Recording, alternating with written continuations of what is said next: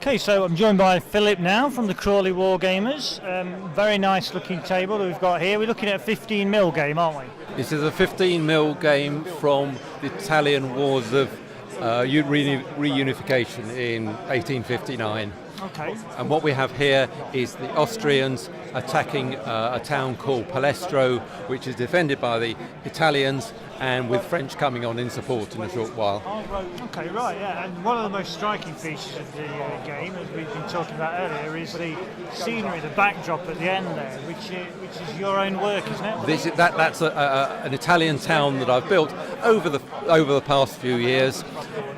It's all scratch built from MDF, which has been had card bricks painted on it, added to it, and then dry brushed. So it forms a nice backdrop to a game with glacis, fortifications, and then a town on a hill. It's something that forms a nice background. What we're trying to do in this whole game is what we normally play at the club on a Friday evening. So there's nothing here has been specially made at all. It's all what we normally use. Okay, right, yeah. And is it a club effort of various people in the club putting figures to the game? Yes, my role is as a builder in chief. Mm-hmm. My colleague Steve Davis does an awful lot of the scenery, and he's also a prolific figure painter.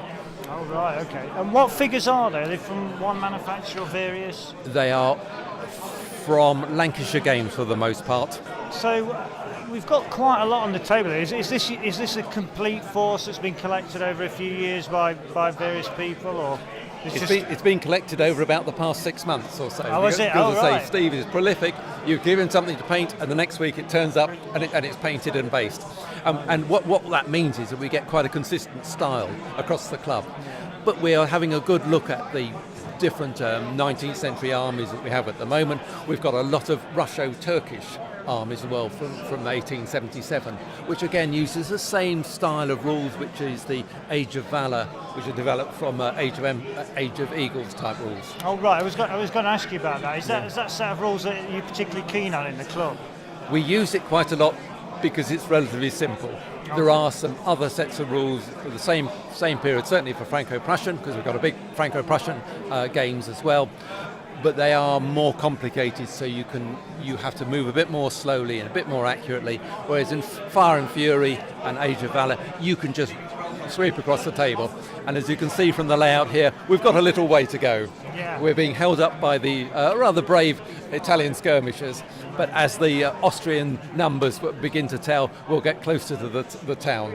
Okay, great. Well, I look forward to seeing how the game pans out. Thanks very much, Tom. Well, thank you. It's been a pleasure to talk to you. All right, cheers. I think that's a problem with my field of fire.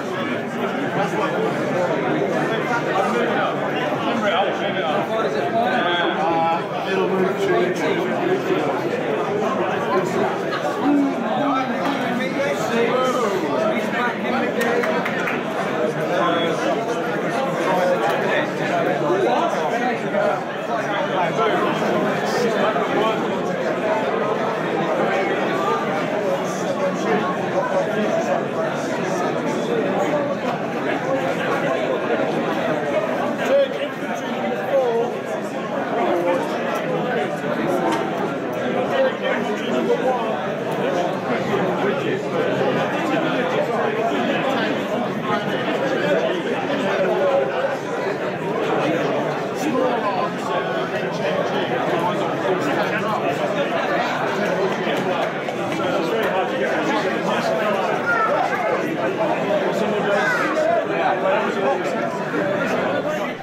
Joined now by Mitch and Rick from the Maidenhead Reapers. Now, this is your first time out, isn't it, boys? It is. Show with the game. Yeah.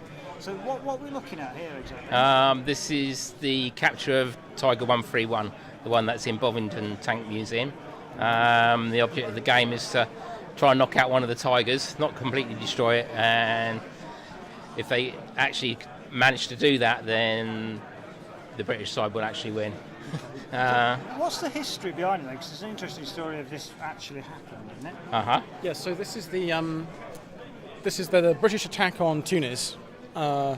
in North Africa, and so the British force was approaching, and the Germans sent out a spoiling attack of 2 Tigers and some smaller tanks to try and stop the assaulting force. And one of those Tigers was 131 and was knocked out we think, in a pass near Jebel Jaffa, which was called Long Stop Hill by the British. And so that's what we've sort of attempted to model here, is a series of hills, some passes, some outskirts of town, and that's what we're fighting over. It's the only surviving Tiger. All the others have been blown up or scuttled by the crews, because it was high tech and secret at the time. So the crew wasn't meant just to run away when the turret got jammed, but that's what happened. So Tiger 131 was abandoned by its crew, and they weren't ever heard from again. So we don't know who. Any details? They disappeared, that's what we put a few extra. It's a tank war game for bolt action, so we put a few extra little pieces in. So if the turret of the Tiger gets jammed in the game, then the crew have to start making morale checks, so they run away. Gives the British force a little bit more chance, because on a small board like this, the Tiger's guns massively outrange them. But we've put the hill down the middle to try and keep things a bit more even. So.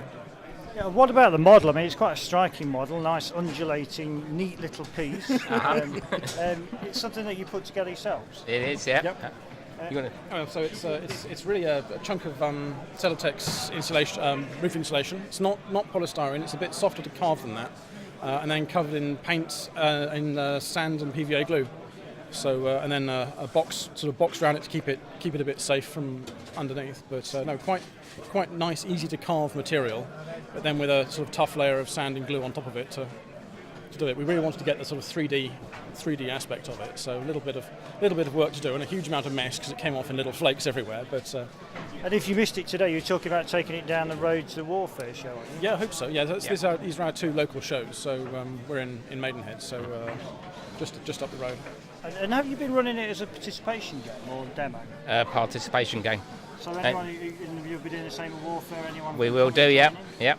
Right, okay. That's if we can get in. We will get as soon as we get home tonight. We're going to get in contact with them. If you can get in, but if you can't, you did see it here. So thanks very much for bringing it along, boys. It's a really nice looking game. Great. Lovely. Thank you.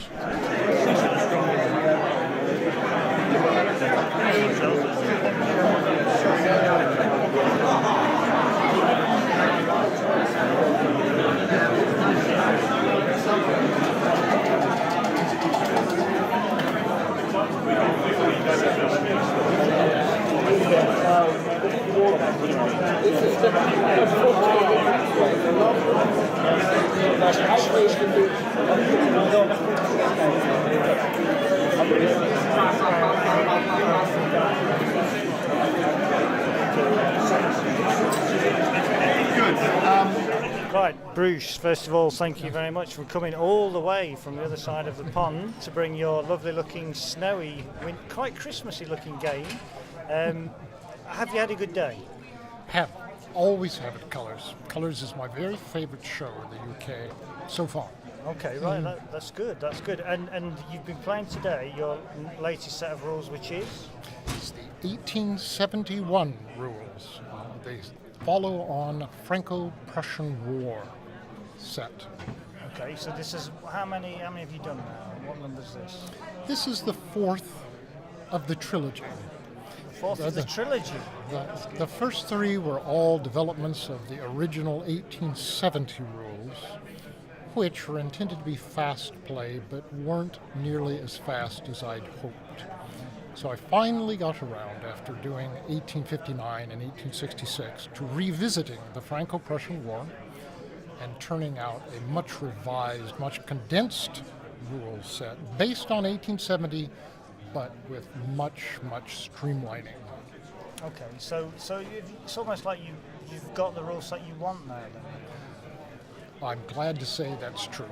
Okay. I don't even play the earlier versions now, and in fact have post-dated the earlier 1866 and 1855 versions so that they also have fast play version quick reference sheets available on the website. Okay, right. And for the uninitiated, the game you've been playing today has been a 6mm game. It's not specifically a 6mm rule set, is it? What can you go up to? It works best with 6, 10, and 15 millimeter figures, and each to his own there. But the idea is, for a lot of units, you want to have a lot of figures. And 15 millimeter is about the largest you could heavily populate a board with and still get the necessary maneuver room that this sort of grand tactical play requires. Although I must say, at Tactica last year, there was a German gentleman playing one of my scenarios with 28 millimeter figures. It is amazing. It can be done. It can be done. And what scenario were you playing today? This was a relatively obscure battle of the Franco-Prussian War, the Battle of Vendôme. The reason that it got in the rules as a scenario is because a friend of mine, the well-known Jean-Marc Lajon, lives in Vendôme. And he wanted to know if I was going to include his town's battle. So of course I had to. So this was actually taking place not too far from Christmas on the 15th of December of 1870. And historically it was a draw that could have gone either way had the day gone past 5 o'clock, which was when both armies decided that they were too tired, too cold, and too wet to continue. And how did the battles go today? Today the Germans won, which was the historical result, but in past it's been about 50-50 of the 6 times that this particular scenario has been run. The French have won 3, and now the Germans have won 3. So everybody's pleased with that.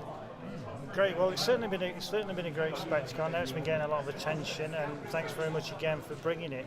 And if you want to learn more about the rules themselves, there's an article probably in this issue of the magazine that you're listening to the audio for now. So in that, Bruce will tell you a lot more about the rules from a designer's point of view. Thanks very much, Bruce. Thank you very much.